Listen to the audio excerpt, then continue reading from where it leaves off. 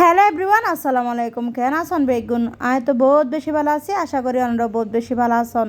তো বহুত দিলতি ডাটা খাইতে মনে হর, ডাটা চিংড়ি মানে চিংড়ি দিয়ে রান্না করে খাইতে মনে হর আর কি।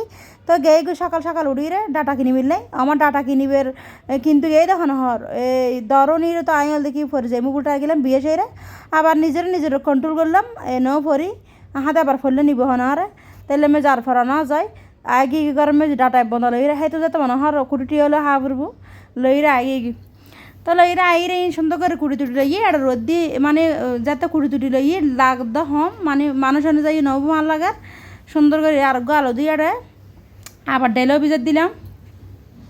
তো বেন দুধে এরে সুন্দর করে পরিষ্কার করি রে ডেসির লেগে আর রোদ দিয়ে পেঁয়াজ কুচি দিলাম, ধনিয়া গুঁড়ো দিলাম করে মরিচের গুঁড়ো দিয়ে করে এই হলুদের গুঁড়ো দিয়ে করে, কারণ বেশি নেওয়া দিদি মশলা বেশি নজারে মানে ডাটা জাতীয় জিনিস মেঝে মশলা বেশি নজারে তাহলে হম করে দিলে বেশি মজা হয়।